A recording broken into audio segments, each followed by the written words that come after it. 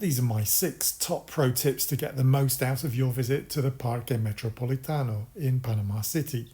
And my first tip is, when you go to check in, ask the staff if they've seen any animals of interest today, because they'll be able to point out to you straight away, sometimes even just outside the actual office in a tree, a perezoso, a sloth, or some other kind of animals. And that will save you a lot of time and give you a lot better value in your visit, because they'll be able to say the monkeys are here, for example.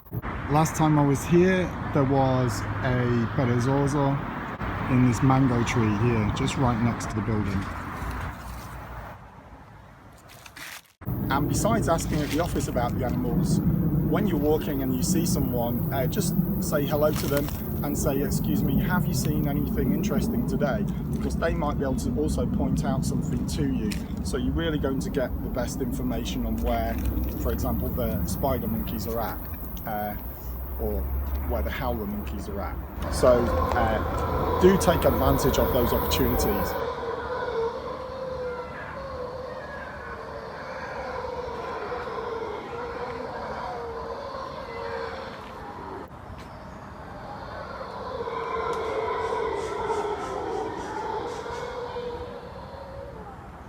Second tip would be, first of all, why not come to the other side of the road to check out the small path? There's nobody there, there's a lot more peacefulness, and it's got some wildlife that may not be disturbed by the people who are walking on the other side in the main park.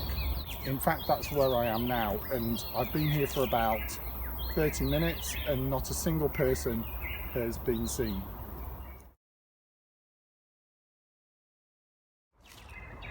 My other tip to get the most out of your visit to the Parque Metropolitano is to stop and pause and listen, and you might hear rustles. Some of these rustles might be just leaves falling, but others will be animals moving about. People walk through the park and say they've not seen any animals, there's nothing here to see, it's a bad day, and so on and so forth. But you can really go very slowly, listening and looking.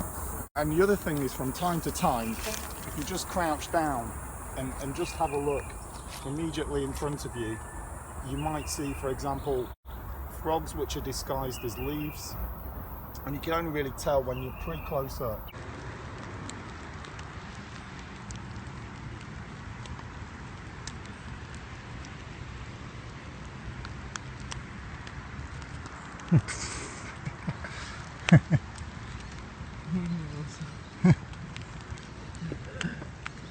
The other thing you'll be able to see are lizards, ants, and who knows what, but just take the time to go low, and when you do, you can also look through the undergrowth and see any animals which are just frozen still.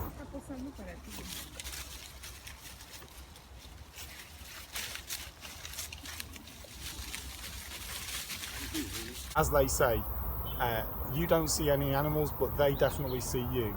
And a lot of them are there when you're walking and you just won't see them.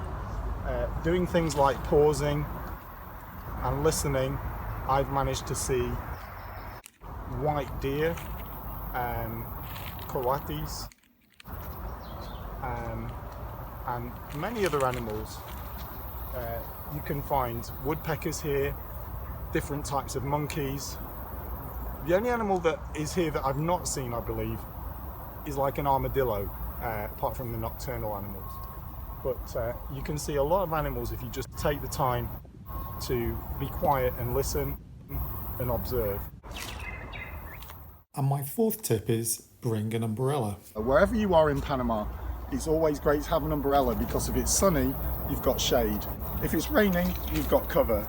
Normally in Panama, the rainy season is between about July to the end of December. And then for the rest of the year, from January to June, July, you just really need to worry about the sun and very, very rare showers. So bring an umbrella, a small compact one, and that will serve you very well. So you don't have to carry a bottle of liquid sun cream, and you don't have to carry a waterproof jacket. You can just forget about that stuff because you don't need it. And also, you don't look too bad for your photos covered in kind of weird kind of creams on your face and everything, so you can take nice photos too. My fifth tip consists of avoiding a few things that may ruin your day or at least reduce your enjoyment of it. In the office here, there is a bathroom and also water fountain. And actually during the walk on the other side in the main park, there is also a water fountain. So be reasonable, do bring water, but don't overdo it. Just be aware when there's a water filling point, and that way you don't have to carry too much weight. But just make sure obviously you have enough water to allow you to do well for an hour or so. A few of the things I've mentioned are connected to weight. When you're in a group especially, you'll always get someone who starts to feel tired, and maybe it'll be you first, who knows. But if you're in a place such as this, you're not actually out in the wild, you're on a relatively short trek, and you should take the necessary things and a little bit of water, as I've said. But do bear in mind the tips I said, because they will save you weight. You won't be carrying a raincoat, you won't be carrying sun cream, you won't be carrying too many liquids, and those things can just tire you out and shorten your day, and then you have to listen to people moaning or complaining, or they just want to go home, and you have to think about other things than enjoying where you are. So that's the other thing. When you're at the actual office, take the opportunity to tell everyone in your group, there's the bathroom here, go now, and also get that over with so you can enjoy your walk. The other thing is that when you are walking in the main park and there's people, you don't really want to be walking behind people normally, 10-20 meters behind or just behind, because they're going to disturb everything, and you know, you're not going to get the most opportunity to see animals. So just chill out and wait, let people pass if there's a lot of people. But my other tip would be to come during the week, not at the weekend.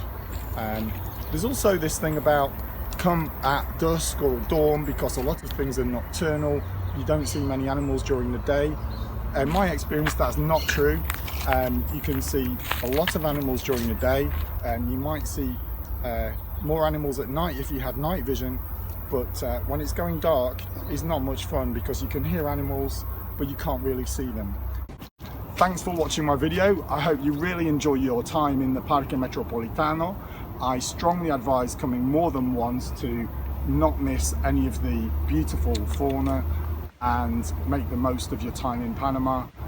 You'll see different things every time you come, and you'll just get the hang of observing, listening, going down low and checking things out a bit closer.